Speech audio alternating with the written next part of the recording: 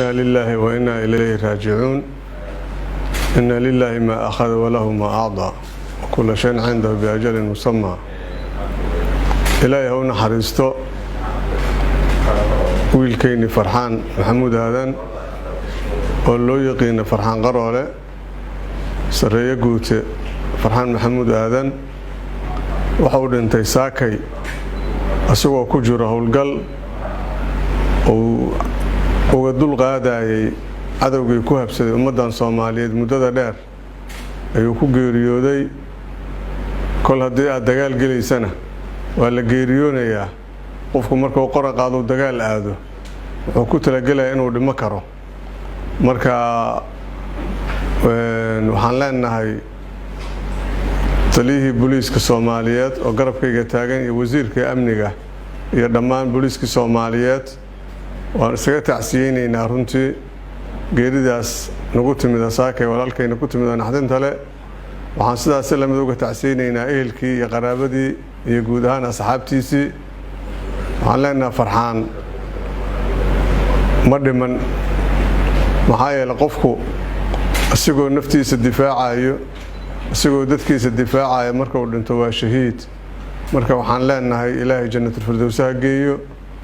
sida uu ka dhawaajinayo wasiirka shalay nabadoon qaali ah ayaa sidaas oo kale iyo dad badan. marka waa gara kartiin shabaab dadkii nolosha u diideen. marka noloshaas ay ummadda u diideen ayay waxay rabaan inay dadka ku gumeystaan.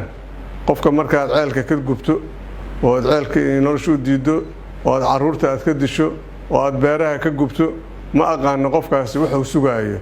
marka dadka iskama kicina waa la kiciyay. shabaab dadka waa la noolaayeen waana la isku dhex noolaa. laakiin hadda waxa gaarsiiyay inay shacabku kacaan shabaab asiga gaarsiiyay. marka cid kasta oo u gurmanayso oo shacabka masaakiinta badbaadisa ka qayb qaadanayso waxa waaye hadduu dhintana khasaare ma qabiyo. sariirta korkeeda kuma dhiman waa geesi dhinto waaye. runtii waxaan leenahay ilaahay jannadii ha geeyo. inta maaragtay noolna waxa sugayso hawsha farxan oo ku dhintaa sugayso. haddii ilaahay yiraahdo diyaar ayaanan u wadanahay kulligeynba inaan ku wada shahiidno annagoo halkan ugu jirno inaan dadkayna ka xoreyno cadawgan dul degay ee ku habsaday ee biragaatada ah. lama dhihi karo waxay shalay ay sheega jireen mabaadi'da ideolojiya aqoonta ay sheega jireen wax ka jira ma jiraan. maxaa yeelay islaamkeena wuxuu leeyahay man salima almuslimuuna min lisaanihi wa yadihi. qofka muslimka ah ee muslimka xalaasha ah waa in gacantiisa afkiisa laga nabad galaa. laakiin niman gacantiisa afkiisa laga nabad galaynin laguma sheegi karo muslim xalaal ah. على كل حال آيات كلنا وحيلات هاي ومن يقتل مؤمنا متعمدا فجزاؤه جهنم خالدا فيها.